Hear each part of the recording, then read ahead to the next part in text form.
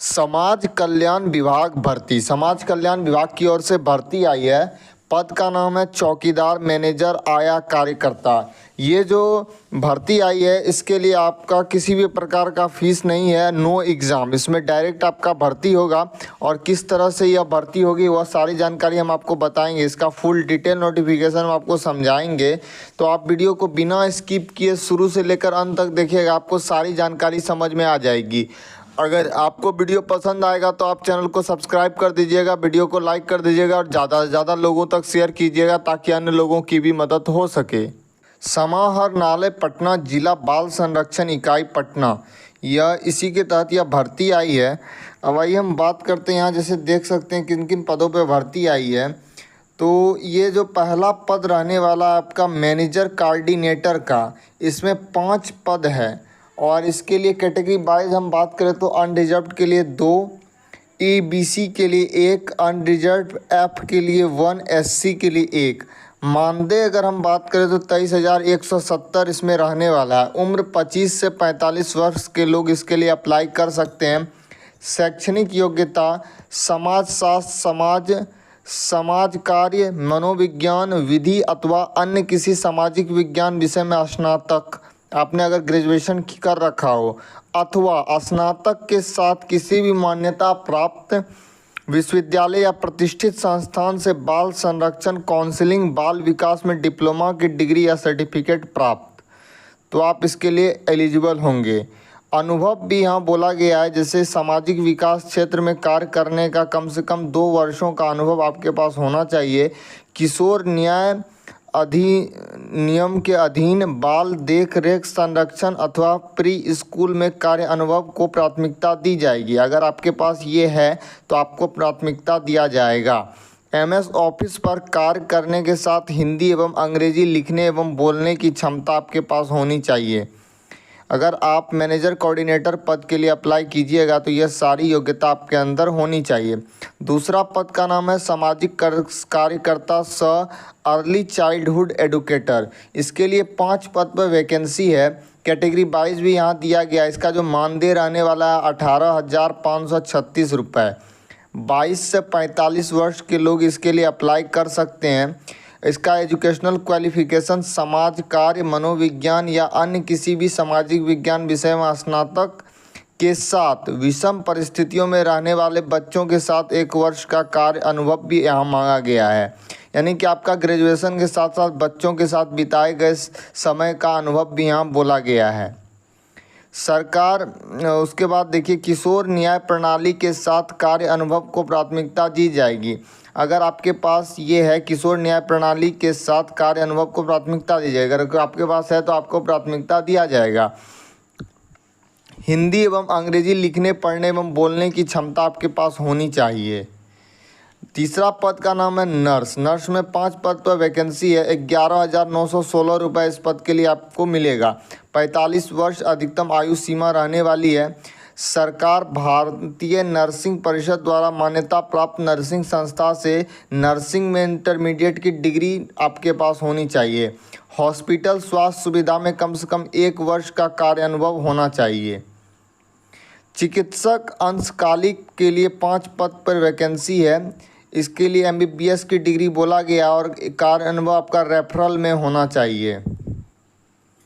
आया केवल महिला के लिए 30 पद पे वैकेंसी है और 20 से 45 वर्ष के लोग इसके लिए अप्लाई कर सकते हैं। सबसे ज़्यादा वैकेंसी आया में है। इसमें किसी भी प्रकार का 10th हो या 11th हो या 12th हो या 8 हो, 7th हो, 6 हो, किसी प्रकार का क्लास यहाँ नहीं बोला गया है। सिर्फ आपको लिखना और पढ़ना आना चाहिए। इसमें अगर आप सक्षम हैं तो आप आया के लिए अप्लाई कर सकते हैं। विषम परिस्थितियों में रहने वाले बच्चों के साथ स्नेहपूर्ण व्यवहार करने की क्षमता व प्रवृत्ति वगैरह यहाँ बोला गया है। चौकीदार का पद है 6ठा। इसके लिए 5 पद पर वैकेंसी है। इसके लिए आपको 7,944 रुपये मिलने वाला है। 20 से 45 वर्ष आयु सीमा यहाँ बोला गया है। इसके लिए भी किसी प्रकार का यहाँ डिग्री नहीं बोला गया, केवल और केवल आपको लिखना और पढ़ने में आप सक्षम हैं तो आप चौकीदार पद के लिए अप्लाई कर सकते हैं। विषम परिस्थिति में रहने वाले बच्चों के साथ स्नेहपूर्ण व्यवहार करने की प्रवृत्ति आपकी में होनी चाहिए। अनुभव के तौर पे।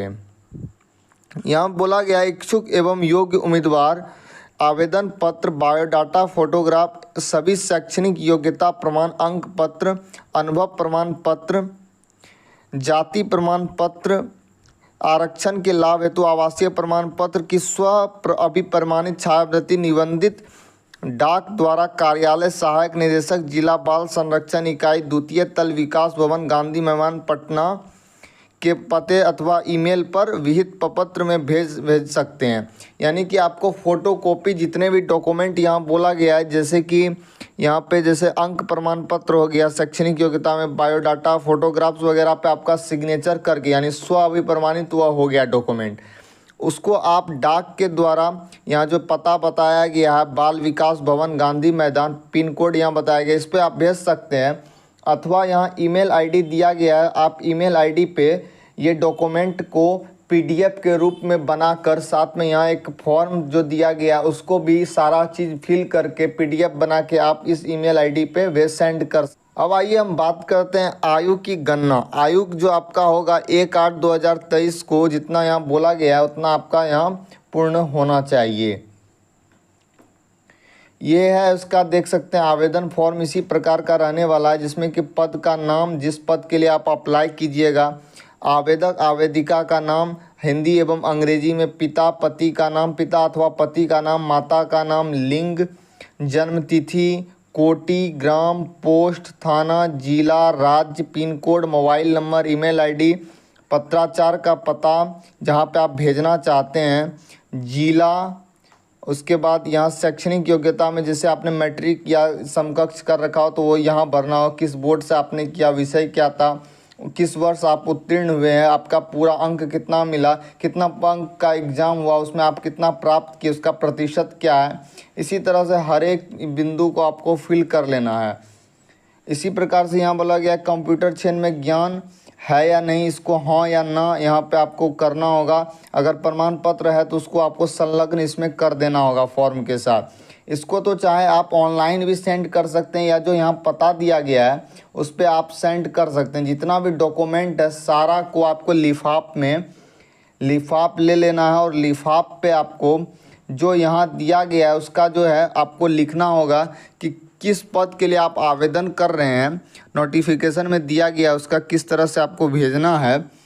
जैसे यहाँ दिया गया है आवेदन पत्र प्रकाशन तिथि 15 दिनों कार्यालय अवधि तक स्वीकार किया जाएगा। आवेदक निबंधित डाक द्वारा आवेदन पर भेजने के क्रम में लिफाफ के ऊपर मोटे अक्षरों में विशिष्ट दस्तक ग्रहण संस्था पटना में नियोजित हेतु आवेदक पत्र का नाम आपको जिस पद के लिए आप आवेदन कीजिएगा उसका यहाँ नाम लिख देना है। उसके बाद उसके बारे में यहाँ मतलब लिखना है और अपना पता यहाँ पे देना है। सारी जानकारी को अंदर में सारा डॉक्यूमेंट वगैरह भर के आपको उसका पता जो है यहाँ पे दे के, अपना पता यहाँ पे दे के उसको सेंड करना होगा। उसका फॉर्मेट आप देख लीजिएगा किस तरह से भेजा जाता है। तो सारा दस्तावेज आप ऑनलाइन भी भेज सकते हैं या ऑफलाइन भी भेज सकते हैं।